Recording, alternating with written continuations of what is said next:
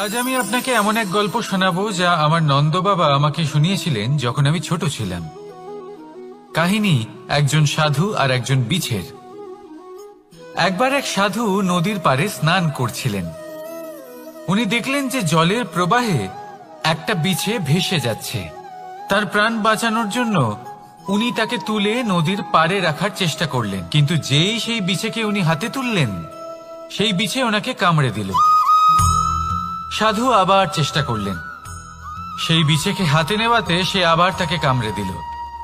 আরো একবার চেষ্টা করাতে ওনার শিষ্য ওনাকে জিজ্ঞেস করল, এ আপনি কি করছেন গুরুদেব? এসব কি হচ্ছে? আপনি তারই প্রাণ বাঁচানোর চেষ্টা করছেন যে আপনাকে কামড়ে দিচ্ছে।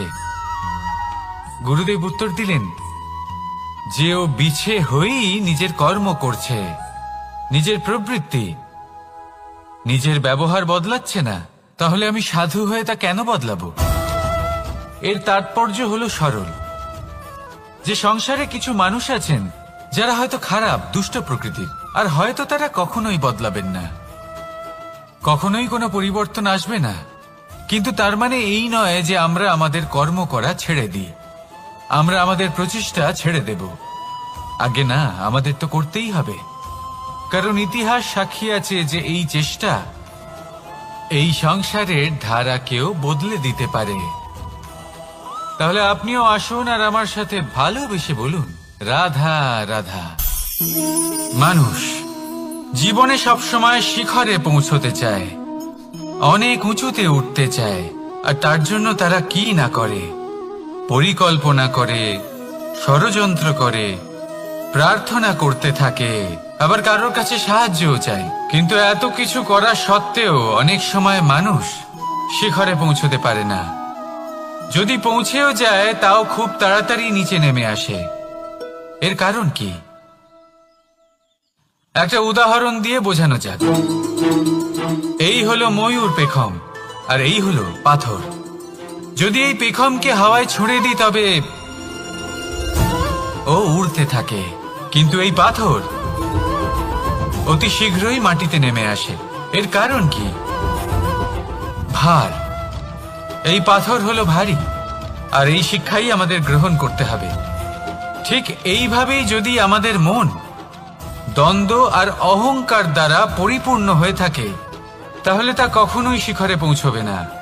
পৌঁছে গেলেও খুব শীঘ্রই মাটিতে নেমে আসবে। তাই এই মনকে হালকা করতে শিখুন, অহংকারকে, এই হিংসাকে ত্যাগ করুন। তারপর উঁচুতে উড়ে তো দেখুন কত উঁচুতে উড়তে পারবেন আপনি। আসুন আমার সাথে ভালোবেসে বলুন, রাধা রাধা। মানুষ এক অত্যন্ত বিচিত্র প্রাণী। পরিকল্পনা করে, ষড়যন্ত্র করে, প্রচেষ্টা করে, কাউকে পরাজিত করার চেষ্টাও করে। সাপকে একটা দড়ি মনে করে হাতে চেপে ধরার চেষ্টা করে, কিন্তু একটা কথা বুঝতেই পারে না, সময়ের এই সাপ, এটা হাতে চেপে ধরাই যায় না। আর আপনি যা করবেন তা আবার ফিরে আসবে আপনারই সামনে। দেখুন, এতে কিছুই যায় আসে না যে আপনি কুম্ভকারের পুত্র নাকি কৃষ্ণের পুত্র। যদি আপনি অনুচিত কর্ম করেন তাহলে আপনার সাথেও অনুচিতই হবে। অশুভ কর্ম করলে আপনার সাথেও অশুভই হবে।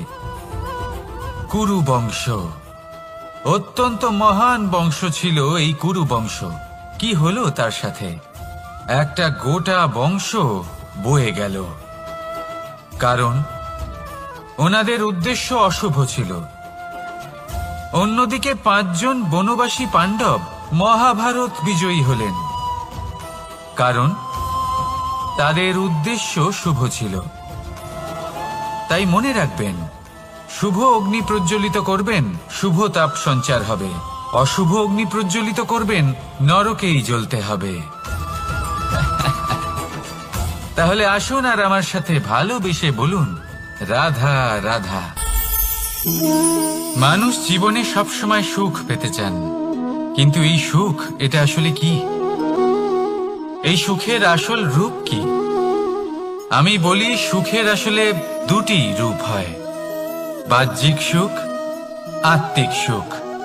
আর এটা ঠিক তেমনই হয় যেরকম আমাদের শরীরের সাথে জড়িত ছায়া আর আমাদের শরীরের মধ্যে বসবাসকারী আত্মার। যদি ছায়ার কথা ভেবে দেখেন তাহলে বুঝতে পারবেন আমাদের শোবার সময় ভোরবেলা এই ছায়া অনেক বড় হয়ে যায়। যখন এই সূর্য মাথার ওপরে চলে আসে তার তাপ বেড়ে যায়, তখন এই ছায়া ছোট হয়ে যায়। আর যেই অন্ধকার নেমে আসে এই ছায়া আপনার সঙ্গ ত্যাগ করে। এরকমই হয় বাহ্যিক সুখ।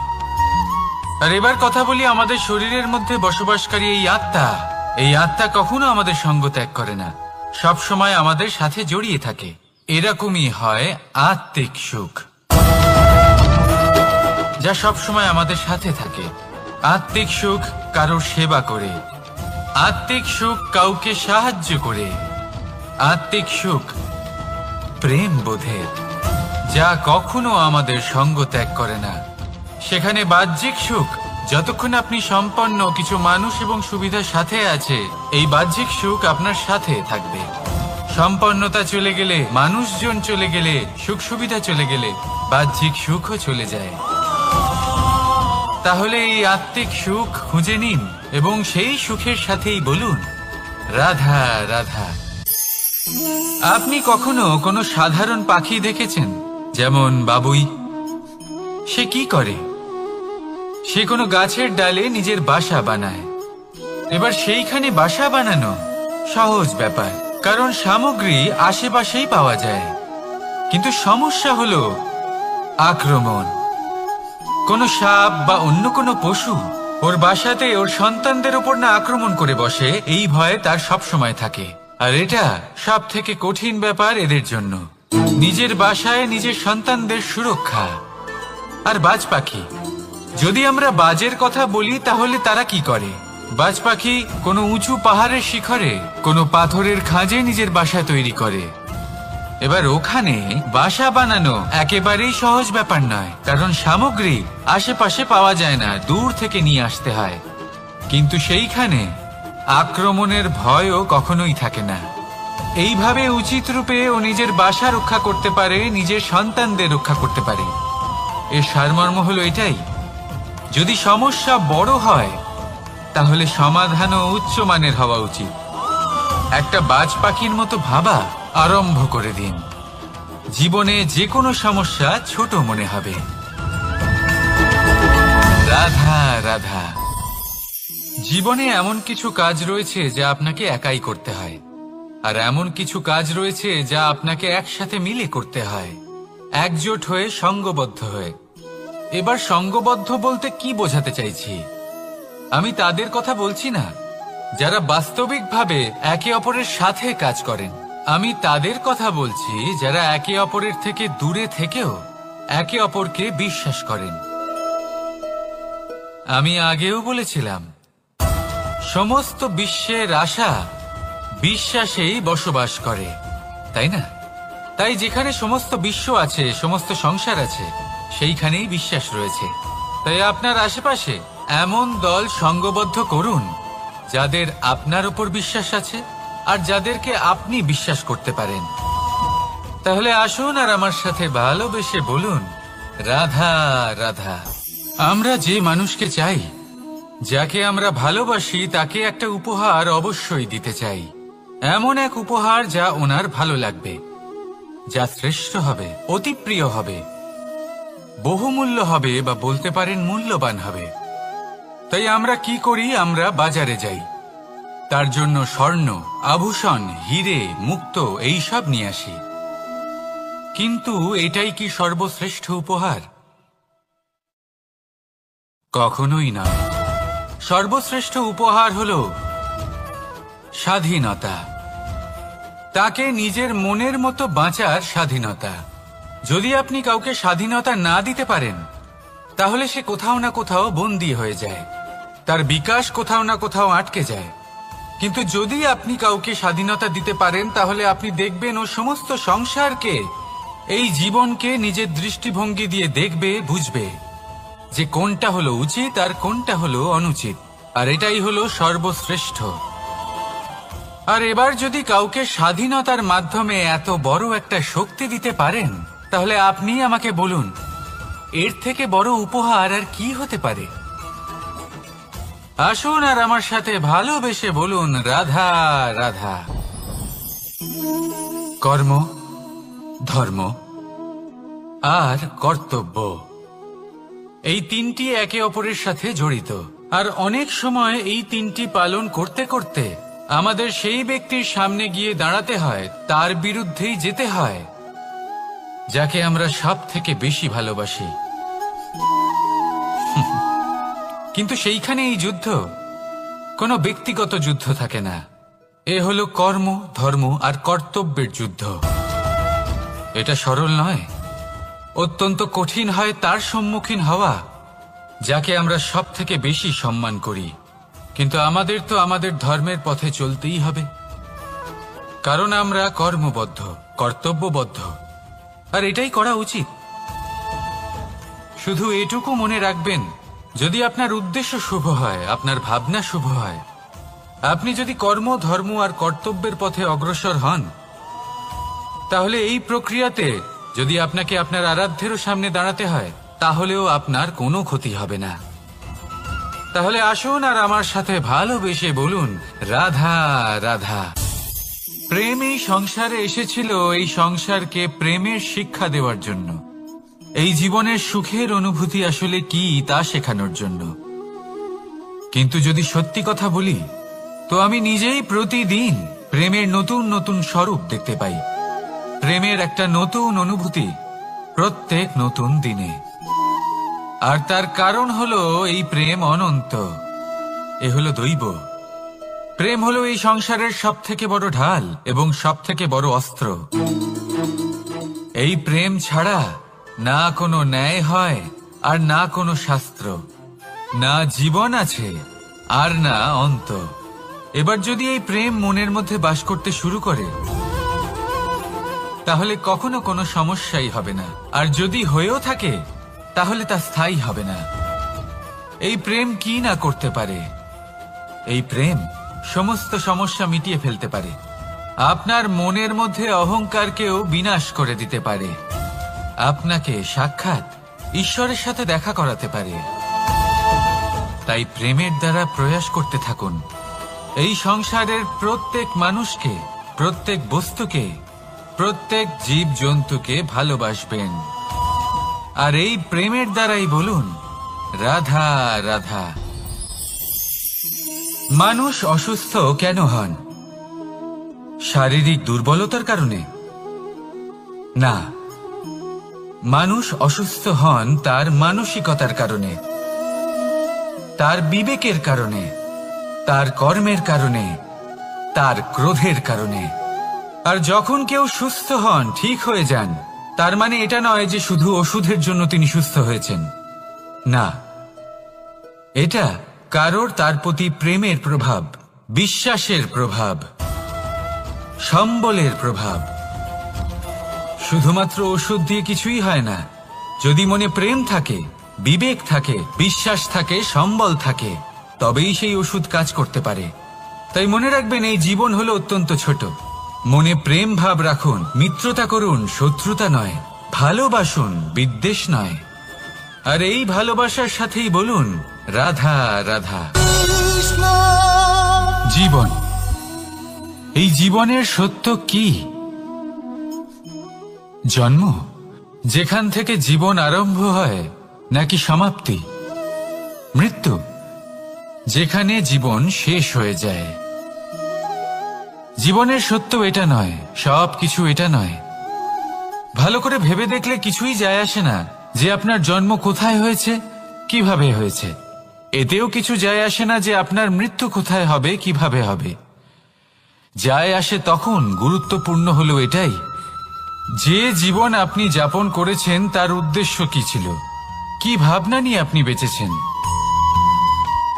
এখন যদি আপনি এমন কিছু করেন যার দ্বারা এই সংসার আপনার থেকে জীবন যাপনের প্রেরণা পেতে পারে, মৃত্যুর পরেও আপনার কর্ম দেখে তা স্মরণ করে জীবনে বাঁচতে শেখেন, তাহলে তার তাৎপর্য হলো আপনি নিজের কর্মের দ্বারা, নির্বাচনের দ্বারা অমর হয়ে গেছেন। দেখুন, জীবনে দুশ্চিন্তা করা হলো বৃথা, মৃত্যুর ভয়ও হলো বৃথা। কারণ আত্মা কখনো মরে না, তাকে কেউ শেষ করতে পারে না, না কাল, না মৃত্যু, আর না সময়। যদি এমন কিছু থাকে যা আপনার আত্মাকে শেষ করে দিতে পারে, তাহলে তা আপনারই নিজের দুষ্কর্ম। তাই এই যে জীবনকাল আপনার কাছে রয়েছে, তাতে শুধু শুভ কর্ম করুন, দুশ্চিন্তা করা ত্যাগ করুন। এমন কর্ম করুন যা দেখে সংসার উচিত পথে চলে আসবে, শুভ কর্ম করবে। যদি আপনার মৃত্যুর পরে সংসার আপনাকে স্মরণ করে শিক্ষা লাভ করে, উচিত পথে চলে, প্রেরিত হয়, তাহলে আপনিও অমর হয়ে যাবেন।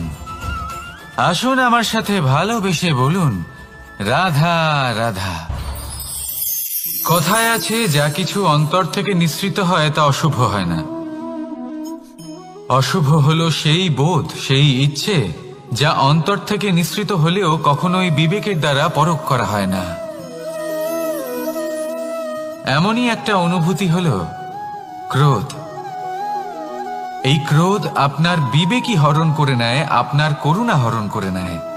আপনি ভাবনা চিন্তা করার যোগ্যতাই হারিয়ে ফেলেন। এবার যদি আপনি সংসারকে নিয়ন্ত্রণ করতে চান, ভবিষ্যতের ওপর নিয়ন্ত্রণ রাখতে চান, বর্তমানের ওপর নিয়ন্ত্রণ রাখতে চান, তাহলে প্রথমে নিজের ক্রোধের ওপর নিয়ন্ত্রণ করা শিখতে হবে। কারণ এই ক্রোধ আপনার বন্ধু নয়, এ আপনার শক্তি নয়, এ হলো আপনার দুর্বলতা। আর এটা শত্রুর শক্তি বাড়িয়ে তোলে, আর শেষ পর্যন্ত ক্ষতি আপনারই হয়। তাই এই ক্রোধকে নিজের নিয়ন্ত্রণে রাখুন। অশুভ মন্তব্য আপনা থেকেই অসফল হয়ে যাবে। আসুন আমার সাথে ভালোবেসে বলুন, রাধা রাধা। প্রশান্তি জড়িত নিদ্রা মানুষের জীবনের একটা অত্যন্ত গুরুত্বপূর্ণ সুখ এবং প্রয়োজনীয়তাও। দেখতে গেলে এই সংসারের প্রত্যেক পশু পাখি, প্রত্যেক জীব অবশ্যই নিদ্রা প্রাপ্ত করেন, কিন্তু মানুষ, যার মধ্যে বিচার বিবেচনা করার শক্তি অন্যদের থেকে অনেক বেশি, তার কিন্তু ঘুমের কিছু সমস্যা অবশ্যই হয়। কি বলেন? তাই তো। এবার এর কারণ কি? চিন্তা। এবার চিন্তা আমাদের সবার জীবনে আছে। আমরা সকলে জানি যে চিন্তা কখনো আমাদের সাহায্য করে না, তাও আমাদের জীবনে আছে। কেন? চিন্তার মাধ্যমে কি কখনো কোনো সমস্যার সমাধান হয়েছে? অর্থের চিন্তা করলে কি অর্থ লাভ হয়? ভবিষ্যতের চিন্তা করলে কি ভবিষ্যৎ ঠিক হয়ে যায়? স্বাস্থ্যের চিন্তা করলে কি স্বাস্থ্য নিজে থেকেই ঠিক হয়? হয় না। তাহলে এই সব কিছু থেকে আমাদের একটা ছোট্ট শিক্ষা অবশ্যই লাভ করা উচিত। আপনিও আপনার কাঁধ থেকে চিন্তার এই বোঝা নামিয়ে ফেলুন। আর ইচ্ছে, এই সব ইচ্ছে একত্রিত হয়ে আমাদের মনে চিন্তা উৎপন্ন করে। তাই এই চিন্তাগুলিকে ত্যাগ করুন। প্রকৃতির প্রেমের ওপর বিশ্বাস রাখুন।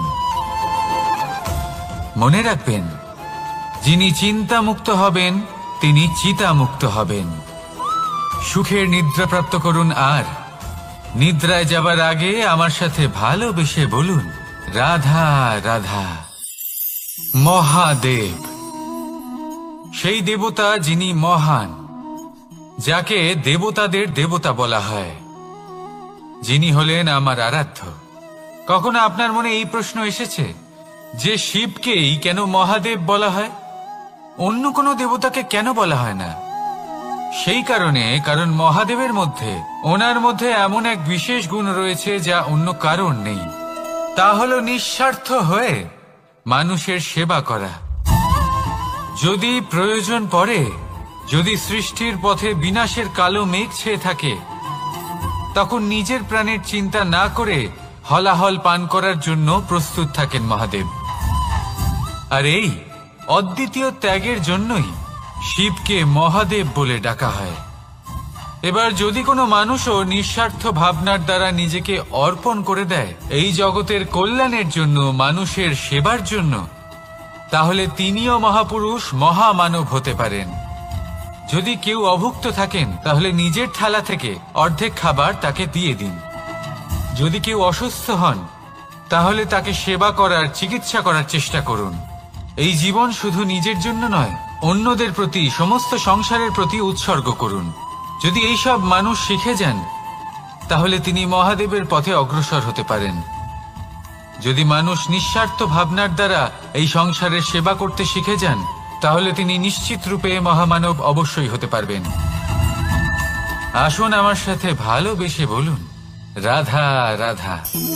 স্বর্ণ, হিরে, মুক্ত, মানিক, এই সব কিছুকে আগে পাথর বলা হতো। তাহলে এমন কি হলো যে এদের রত্ন বলা হয়?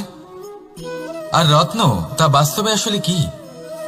এটা হলো সেই পাথর যাকে আগে আগুনের তাপ সহ্য করতে হয়েছে, পরখ করা হয়েছে, যাচাই করা হয়েছে, এদের কাটার চেষ্টা করা হয়েছে, কিন্তু তারা কখনোই নষ্ট হয়নি, বরং তারা আরো উদ্ভাসিত হয়েছে, আরো উজ্জ্বল হয়েছে, এই সংসারে আরো প্রকাশ ছড়িয়ে দিয়েছে। সেই জন্য এরা হলো এত অমূল্য, সেই জন্য এরা হলো বহুমূল্য, সেই জন্য এদের রত্ন বলা হয়।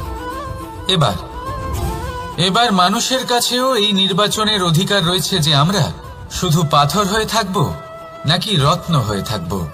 কিভাবে? আমাদের জীবনেও অনেক সমস্যা রয়েছে, বাধা আছে, বিপত্তি আছে। আমরা সেই বাধার তাপে উত্তপ্ত হই, এই সমস্যা আমাদের কাটার চেষ্টা করে। অনেক মানুষ বিভিন্ন পরিস্থিতি আমাদের ভাঙার চেষ্টা করে, কিন্তু আমাদের নষ্ট হলে চলবে না। যেভাবে এই রত্ন সমস্যার সম্মুখীন হয়ে পাথর থেকে রত্ন হয়েছে, সেইভাবেই আমাদেরও আমাদের সমস্যার সম্মুখীন হয়ে রত্ন হয়ে উঠতে হবে, এই সংসারে প্রকাশের স্রোত হয়ে উঠতে হবে। তাহলে এটাই করুন আর আমার সাথে ভালোবেসে বলুন, রাধা রাধা। সংসারে সবথেকে বড় শক্তি আসলে কি? কেউ বলবেন শারীরিক শক্তি, কেউ বলবেন অস্ত্রের শক্তি, কেউ বলবেন জ্ঞানের শক্তি। ঠিক আছে, কিন্তু যদি আমি বলি সংসারের সবথেকে বড় শক্তি হলো শক্তি কোনো এক তথ্যের, আগে হ্যাঁ, তথ্য। এই তথ্য নিজেই কিন্তু খুব শক্তিশালী, অত্যন্ত শক্তিশালী অস্ত্র হলো এই তথ্য। আর সত্যি বলতে অনুচিত তথ্যের থেকে অনেক বেশি ঘাতক হলো অসম্পূর্ণ তথ্য। যেরকম আজ শাম্ব রুক্মির সাথে করেছে, ওকে অসম্পূর্ণ তথ্য দিয়েছে, তার ফলে বিনাশ হলো। যদি এইভাবেই আপনার কাছেও কোনো অসম্পূর্ণ তথ্য আসে, আর যদি আপনি তা পরখ না করে দেখেন, যাচাই না করে দেখেন, আর নিজের কর্ম করেন, তাহলে উত্থানের বদলে আপনি পতনের সম্মুখীন হবেন, বিকাশের বদলে আপনার বিনাশ হয়ে যাবে। মনে রাখবেন একটা অত্যন্ত গুরুত্বপূর্ণ কথা,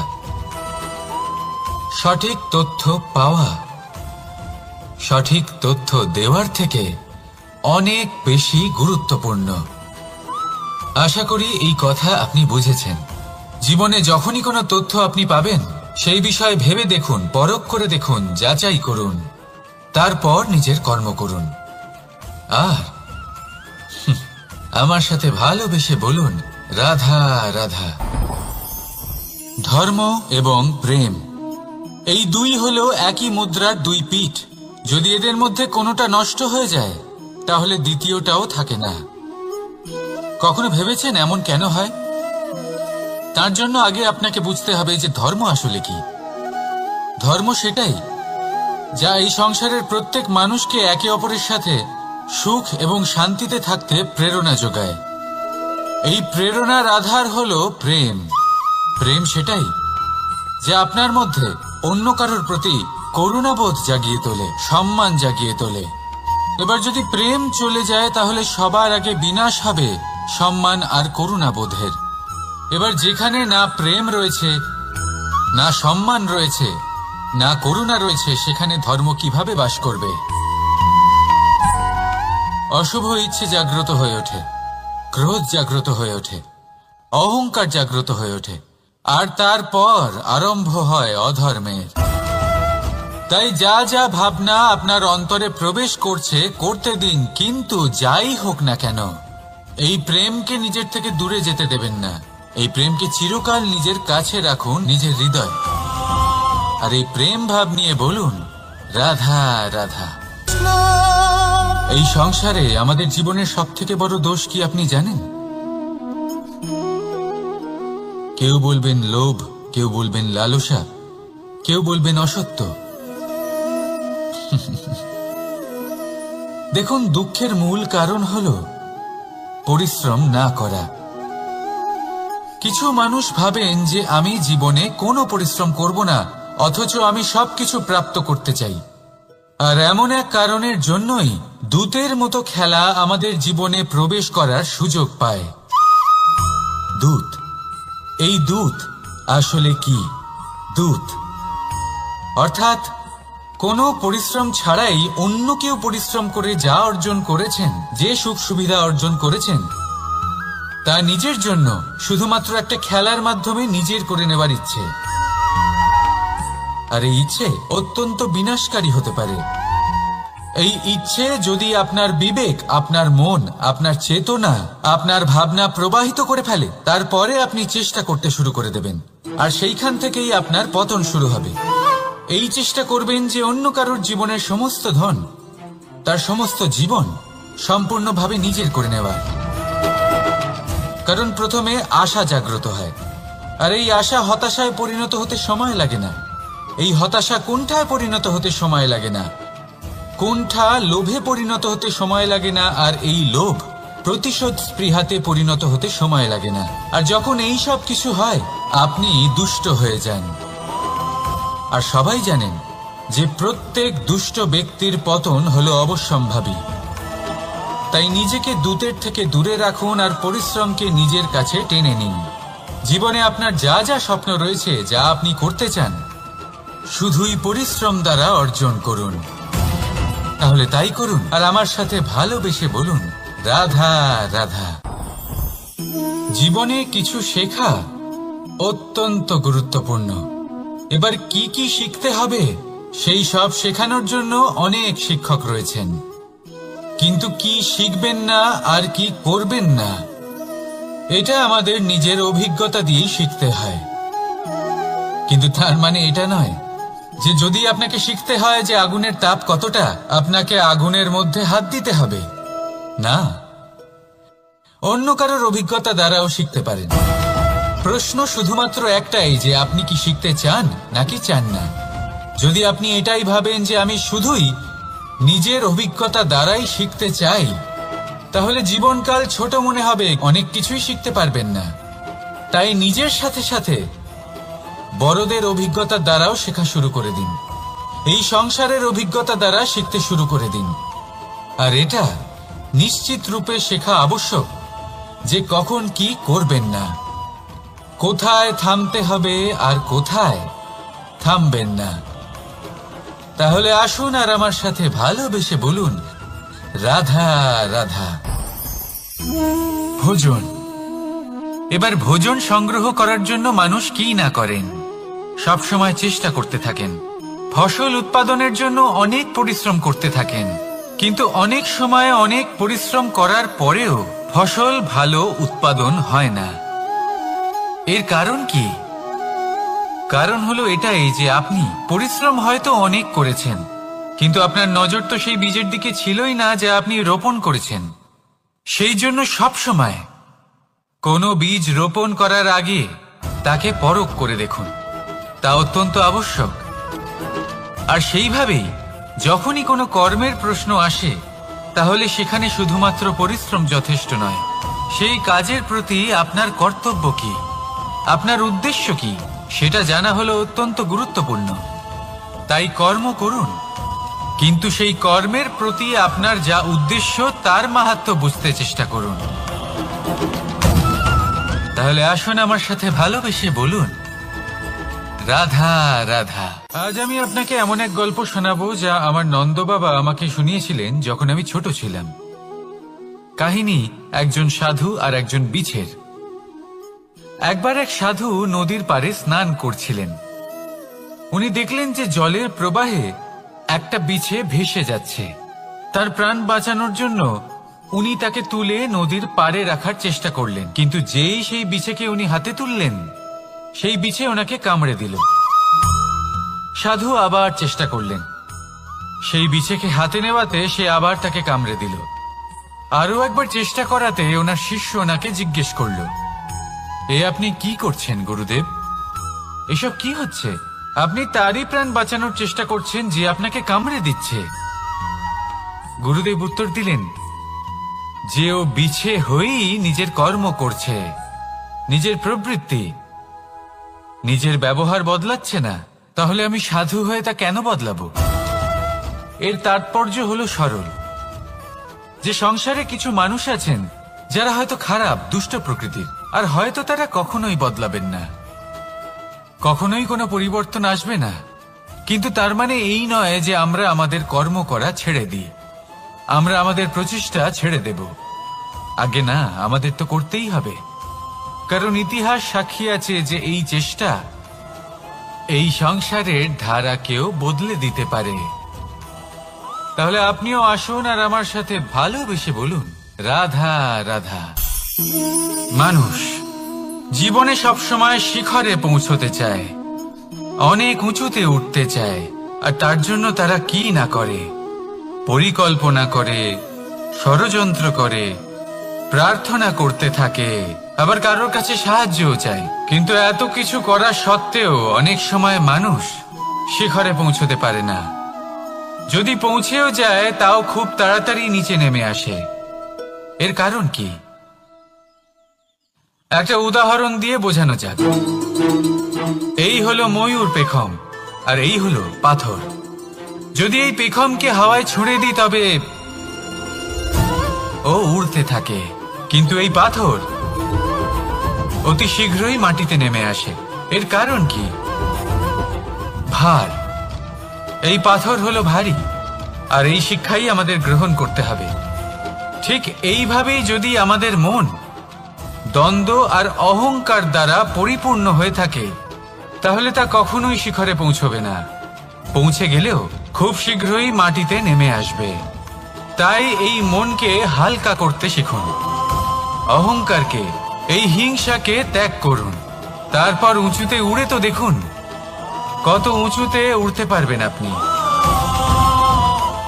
আসুন আমার সাথে ভালোবেসে বলুন, রাধা রাধা। মানুষ এক অত্যন্ত বিচিত্র প্রাণী। পরিকল্পনা করে, ষড়যন্ত্র করে, প্রচেষ্টা করে, কাউকে পরাজিত করার চেষ্টাও করে। সাপকে একটা দড়ি মনে করে হাতে চেপে ধরার চেষ্টা করে, কিন্তু একটা কথা বুঝতেই পারে না, সময়ের এই সাপ, এটা হাতে চেপে ধরাই যায় না। আর আপনি যা করবেন তা আবার ফিরে আসবে আপনারই সামনে। দেখুন, এতে কিছুই যায় আসে না যে আপনি কুম্ভকারের পুত্র নাকি কৃষ্ণের পুত্র। যদি আপনি অনুচিত কর্ম করেন তাহলে আপনার সাথেও অনুচিতই হবে। অশুভ কর্ম করলে আপনার সাথেও অশুভই হবে। কুরু বংশ অত্যন্ত মহান বংশ ছিল। এই কুরু বংশ কি হলো তার সাথে? একটা গোটা বংশ বয়ে গেল, কারণ ওনাদের উদ্দেশ্য অশুভ ছিল। অন্যদিকে 5 জন বনবাসী পাণ্ডব মহাভারত বিজয়ী হলেন, কারণ তাদের উদ্দেশ্য শুভ ছিল। তাই মনে রাখবেন, শুভ অগ্নি প্রজ্বলিত করবেন, শুভ তাপ সঞ্চার হবে। অশুভ অগ্নি প্রজ্বলিত করবেন, নরকেই জ্বলতে হবে। তাহলে আসুন আর আমার সাথে ভালোবেসে বলুন, রাধা রাধা। মানুষ জীবনে সবসময় সুখ পেতে চান, কিন্তু এই সুখ, এটা আসলে কি? এই সুখের আসল রূপ কি? আমি বলি, সুখের আসলে 2টি রূপ হয়, বাহ্যিক সুখ, আত্মিক সুখ। আর এটা ঠিক তেমনই হয় যেরকম আমাদের শরীরের সাথে জড়িত ছায়া আর আমাদের শরীরের মধ্যে বসবাসকারী আত্মার। যদি ছায়ার কথা ভেবে দেখেন তাহলে বুঝতে পারবেন, আমাদের শোবার সময় ভোরবেলা এই ছায়া অনেক বড় হয়ে যায়। যখন এই সূর্য মাথার উপরে চলে আসে, তার তাপ বেড়ে যায়, তখন এই ছায়া ছোট হয়ে যায়। আর যেই অন্ধকার নেমে আসে, এই ছায়া আপনার সঙ্গ ত্যাগ করে। এরকমই হয় বাহ্যিক সুখ। আর এবার কথা বলি আমাদের শরীরের মধ্যে বসবাসকারী এই আত্মা। এই আত্মা কখনো আমাদের সঙ্গ ত্যাগ করে না, সব সময় আমাদের সাথে জড়িয়ে থাকে। এরকমই হয় আত্মিক সুখ, যা সব সময় আমাদের সাথে থাকে। আত্মিক সুখ কারোর সেবা করে, আত্মিক সুখ কাউকে সাহায্য করে, আত্মিক সুখ প্রেম বোধের, যা কখনো আমাদের সঙ্গ ত্যাগ করে না। সেখানে বাহ্যিক সুখ, যতক্ষণ আপনি সম্পন্ন কিছু মানুষ এবং সুবিধার সাথে আছে, এই বাহ্যিক সুখ আপনার সাথে থাকবে। সম্পন্নতা চলে গেলে, মানুষজন চলে গেলে, সুখ সুবিধা চলে গেলে বাহ্যিক সুখও চলে যায়। তাহলে এই আত্মিক সুখ খুঁজে নিন এবং সেই সুখের সাথেই বলুন রাধা রাধা। আপনি কখনো কোনো সাধারণ পাখি দেখেছেন, যেমন বাবুই? সে কি করে? সে কোনো গাছের ডালে নিজের বাসা বানায়। এবার সেইখানে বাসা বানানো সহজ ব্যাপার, কারণ সামগ্রী আশেপাশেই পাওয়া যায়। কিন্তু সমস্যা হলো আক্রমণ। কোনো সাপ বা অন্য কোনো পশু ওর বাসাতে ওর সন্তানদের উপর না আক্রমণ করে বসে, এই ভয়ে তার সব সময় থাকে। আর এটা সব থেকে কঠিন ব্যাপার এদের জন্য, নিজের বাসায় নিজের সন্তানদের সুরক্ষা। আর বাজ পাখি, যদি আমরা বাজের কথা বলি তাহলে তারা কি করে? বাজ পাখি কোনো উঁচু পাহাড়ের শিখরে, কোনো পাথরের খাঁজে নিজের বাসা তৈরি করে। এবার ওখানে বাসা বানানো একেবারেই সহজ ব্যাপার নয়, কারণ সামগ্রী আশেপাশে পাওয়া যায় না, দূর থেকে নিয়ে আসতে হয়। কিন্তু সেইখানে আক্রমণের ভয়ও কখনোই থাকে না। এইভাবে উচিত রূপে ও নিজের বাসা রক্ষা করতে পারে, নিজের সন্তানদের রক্ষা করতে পারে। এর সারমর্ম হলো এটাই, যদি সমস্যা বড় হয় তাহলে সমাধানও উচ্চমানের হওয়া উচিত। একটা বাজ পাখির মতো ভাবা আরম্ভ করে দিন, জীবনে যে কোনো সমস্যা ছোট মনে হবে। রাধা রাধা। জীবনে এমন কিছু কাজ রয়েছে যা আপনাকে একাই করতে হয়, আর এমন কিছু কাজ রয়েছে যা আপনাকে একসাথে মিলে করতে হয়, একজোট হয়ে, সঙ্গবদ্ধ হয়ে। এবার সঙ্গবদ্ধ বলতে কি বোঝাতে চাইছি?